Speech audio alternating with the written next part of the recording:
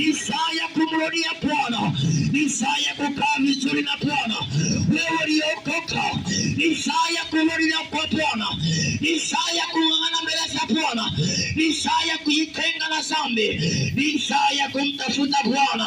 Ni saa ya kujitenga na dhambi.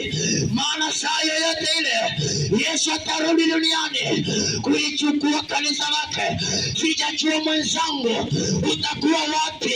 Wengine watakutwa wako kwenye magesti wanafanya washerati. Wengine watakutwa wako kwenye virabu wanakunywa pombe. Ndipo kutakuwa ni kilio na kusaga meno. Wengi watalia, watasema ya heri ningeokoka, ya heri ningetubu. Lakini saa hiyo watakuwa wamechelewa. Saa ya kujirudi ni sasa. Saa ya kutengeneza ni sasa.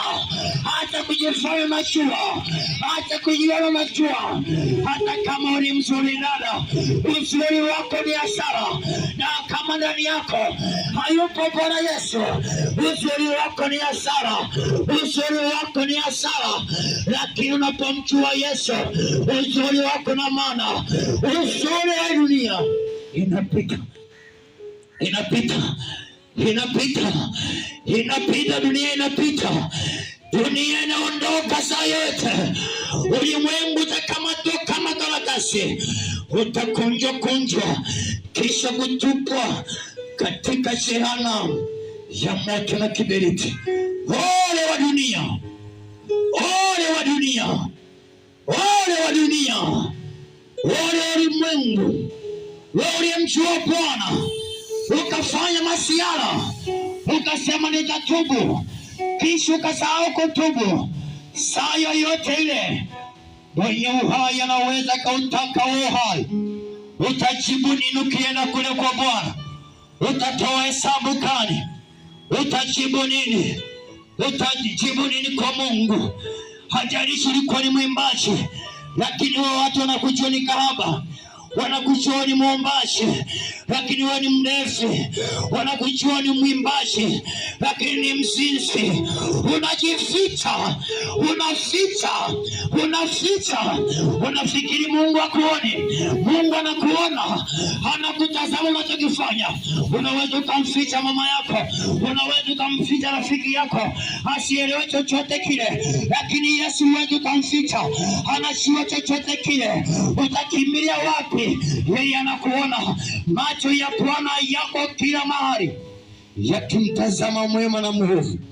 Lakini siku hiyo kutakuwa na kilio na kusaga meno na aibu kwa watu wengi. Watu wengi leo tulikuwa tunaona ni waimbaji, saa hiyo wataitwa majina yao. Kutakuwa na vitabu vitatu.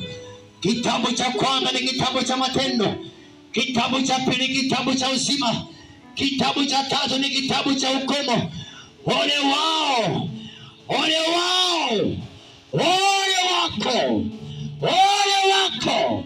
Unayeona ya kwamba dunia umefika, ukajiona hauna nafasi ya kumtafuta Bwana, hauna muda wa kumtafuta Bwana, ukaona ya kwamba dunia umefika, ukajisahau. Ndipo hapo Mungu na jeshi lake, watu wote ulimwengu mzima, wote watasimama mbele ya kiti cha Mungu cha haki. Kila moja ataitwa jina lake.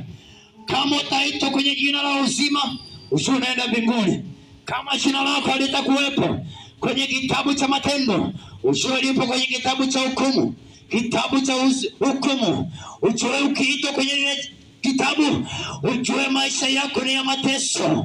Utajutia, utasema right ningejua, right ningeacha dhambi, right ningezumulia, ningefumia yale magumu ambayo yalisababisha nikamwacha Bwana.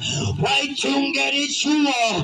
Vumilia baba, vumilia dada, vumilia kijana wangu. Tazame Yesu Kristo.